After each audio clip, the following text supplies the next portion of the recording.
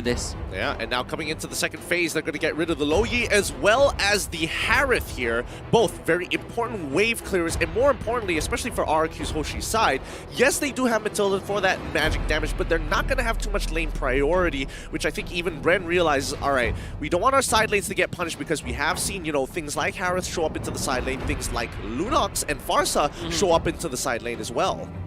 I definitely think the both heroes that you mentioned is going to be pretty much contributing to a very big factor, but they got to find a way to answer this Lancelot, which nobody has been able to stop Karl'Tezi at it. And where's all the lockdowns that we need? Like, the Circling Eagle is definitely not going to be enough, and with that, we definitely see the Cho being axed off just to make sure that nobody catches him with the Way of the Dragon. I like the Cho pick just because it's the only available. It's one of the options here for RRQ Hoshi to just lock down that Lance. I actually agree with Contra. Just looking at how the first three picks here for the side of RRQ Hoshi is set, they do not have an answer for the Lancelot as of now. Draw is not enough? Jawhead is telegraphed. Like, I mean, you see, it's a choice that's left. There's still no hero for Psycho. There is, but having that certain unstoppable force ejector, you can see it coming from a mile away. Well, you have the combo, you have the Circling Eagle, and yeah, BREN Esports, they're not even shy about it. This is definitely going to be Doc Rebo's Alice from the gold lane. I wonder what WizKing is thinking, because this Claude can still be a sneaky gold laner. Yeah, it still can. It's pretty flexible in that sense, and I think, you know, even BREN now picking up the Alice as well as the Yuzong, they realize no matter what we pick at this point, even if we do get the 1-1, it's a little too late, and if we want to dominate the lane, it might not necessarily work out anyway, so you might as well get a relatively safe laner. And if RRQ decide to go for a double marksman composition, that's even better for us with our assassin, on top of the fact that we have some great pick potential and some really powerful scaling for that late game. Sin and Vin, they're like brothers, and they rhyme. Their names rhyme. Same goes to Karl'Tezi as well as Flaptezi. Yeah. Right? So it's a connection. It's a combination. Yeah. All right. Interesting enough, they bring in the Kai again. This is something that was being introduced back in their best of 5 against Burmese Ghost, but here comes Lunox, which wasn't banned away. So there's a lot of damage output coming in from both, you know, the AD side of things as well as the Magic. Wow, I'm liking what I'm seeing from BREN Esports. It's going to be tough for Psycho to lock people down, but when he does, boy, is it sweet. I suppose, I definitely suppose here, but I think RRQ, they've got a much stronger early game in comparison to BREN. So as long as BREN, they basically want to play the early game a little bit more passive, just focus on clearing the waves and focus on, you know, if they have to give up certain things on the invade, they just kind of have to here. They don't have a choice, and Matilda is really going to be a problem for that. But at level 4, BREN's going to have a huge swing into their favor because they're very ultimate dependent. Yeah, I like BREN Esports draft as well, but you really have to give props to that Akai pick from the side of RRQ Hoshi. You might not have the catch, that solo single target catch, but you can destroy or you can cancel his combination. And that is the thing for the Lancelot. Just don't let him burst down people. Well, I think it is time to get into the game. This is game 1. Let's roll into the land of Dawn for our semifinals matchup at M2. Boys, take it away. Well, of course, all eyes is going to be on Sin, as he will be the one that will be taking over Alfred's team. But just look at Few already getting his health taken down low. Not even going to be polite about it. Just, yeah, you come into our range, we will knock you down a peg. Few already less than half health, not even a minute into the game. Looking at the lanes, it's R7 on the Lapu-Lapu facing off against Rebo in the gold lane. Up top, it's Flaptezi versus WizKing. So there's a little switcheroo being showed here by RRQ Hoshi. Again, you're never really sure what James is thinking. Now, onto the middle lane, this is a normal matchup. Few knows that he will get harassed a lot here as long as he doesn't have his level 4. And as you can see, the damage output in the Matilda is just way too high. But it's okay because Few is the one getting damage, not Karl'Tezi. Yeah, of course, we do see Karl'Tezi though trying to actually go for the Little Wanderer here. and Imole backs away, understanding that Sin as well as Vin, they could actually pull off some significant damages now that he does have the double belt buff as well. So a little bit of push and shove coming from both ends. BREN Esports, they cannot force any issue. Yep, as Gideon said, Brenny's just waiting for the level 4, and that's when they go ahead and put it into high gear. That's when things get to start, and that's when it becomes more interesting. Right now, Turtle is coming up about 10 seconds from now in the top lane. This is Wiz King and Vin waiting to find someone, catching them off guard, and now Cartesi just clearing the wave alongside the rest of these mid laners, preparing for the first Turtle take. And speaking of which, we can definitely see that RQ is in the prime position to be able to get that challenge in. And for Lusty, he's keeping an eye out, and here comes Psycho.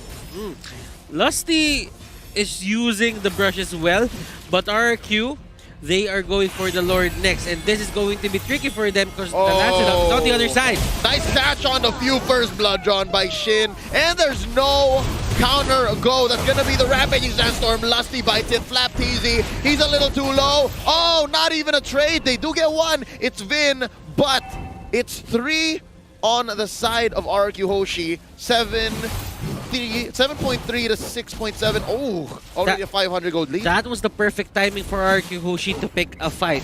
Why? Because Carl TZ's orange buff expired. He doesn't have the extra damage to help their side, and now BREN Esports have to bow out from that certain fight.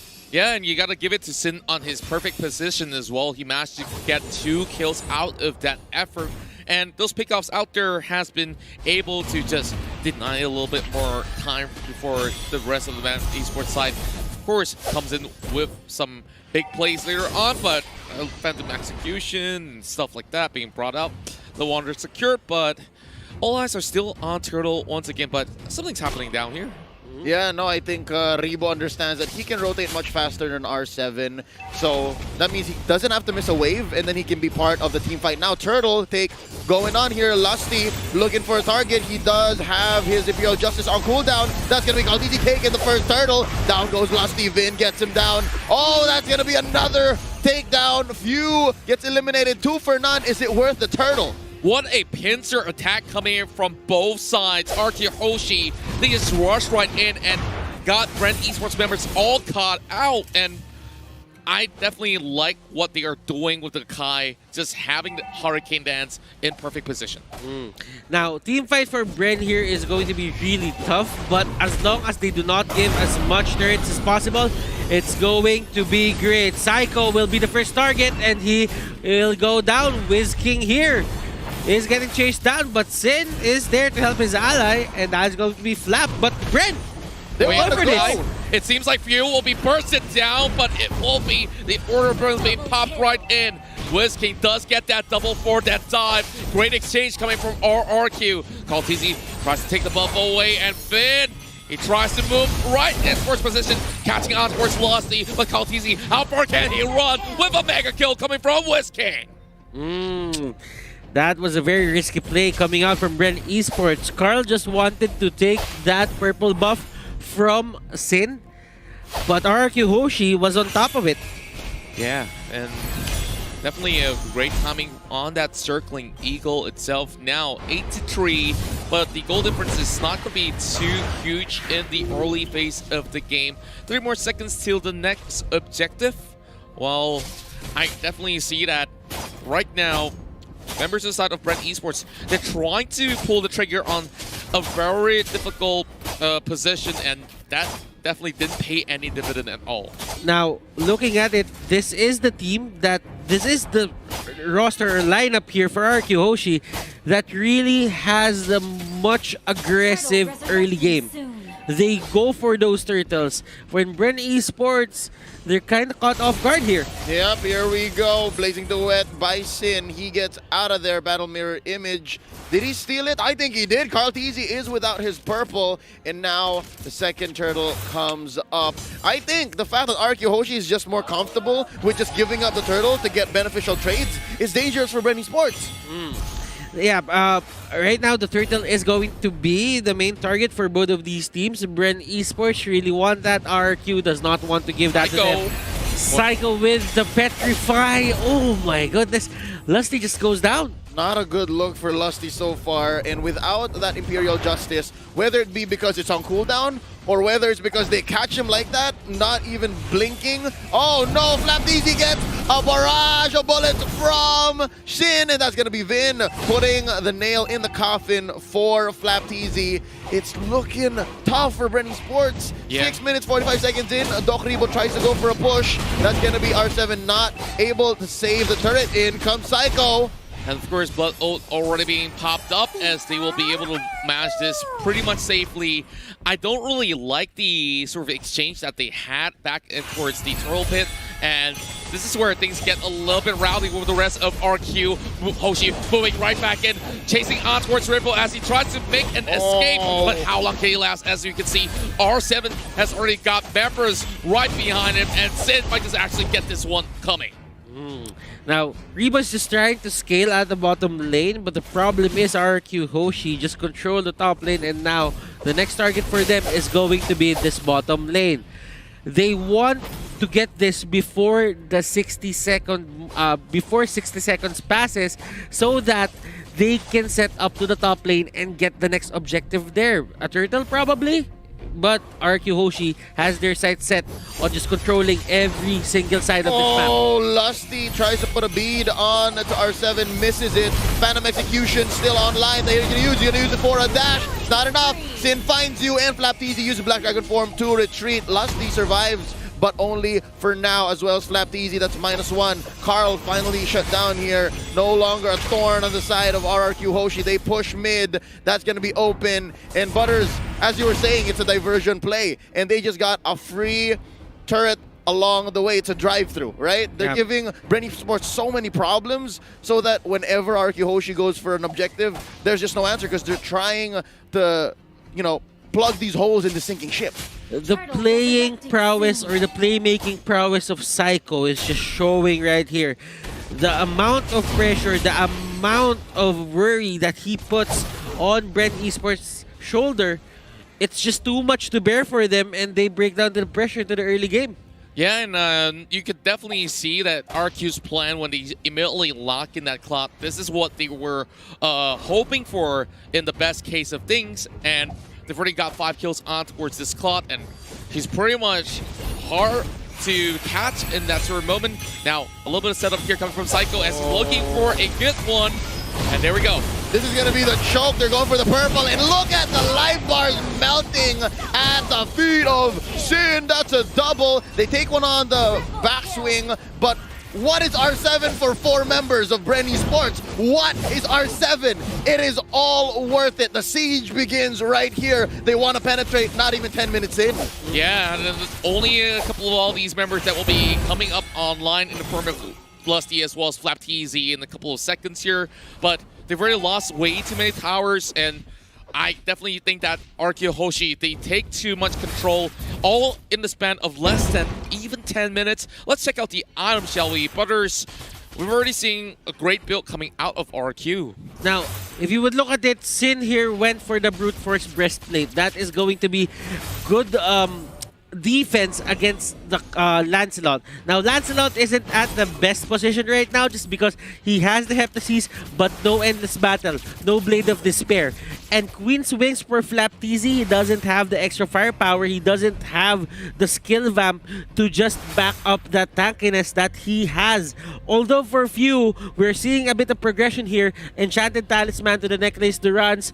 Vin getting a bit of a Durance as well, and at the same time, he does have that casual Dreadnought armor just to protect himself from Karlteezy. So far what I'm seeing is Sin and Vin, say what you will about their names rhyming, but they both understand that they have to somehow go in. This is 2 heroes that usually don't have to go dive in, but oh, speaking of dives, that's going to be the Order of Brilliance popped in here by few just to survive. Rebo with the blood flow coming in, and here's a Black Dragon form. Flapteezy, he can smell blood, but I think RQ Hoshi is setting something up from the left side. Whisking, I think he's looking for it. There's the Rampaging Sandstorm. Oh, they sense the Lord take. Karlteezy take it down here. Sin is now godlike. There's the Blazing Duet. Lusty's gonna be next. Whisking puts him in.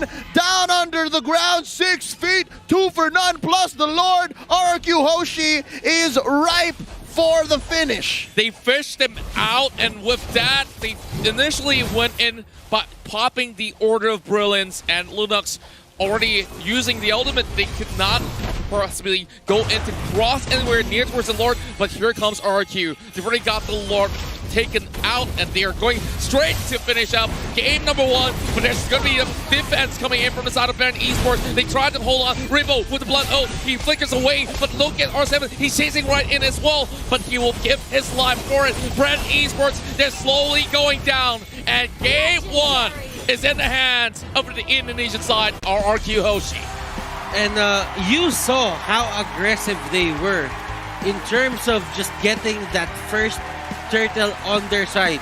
RRQ HOSHI, I think my thoughts were right. This is their early game lineup in terms of players. Near flawless. It's like Whiz-King and Sin were playing all throughout day 1 and 2. This is what it looks like for RRQ. I mean, honestly, they have been one of the more veteran players coming in for the side of RRQ for a large majority of the roster as well. They have been there for a while, and I think that makes a significant difference when it comes to just decision-making and some of these more reliable picks that they've been pulling off time and time and again. Yeah, I definitely think that it looks a lot more clean.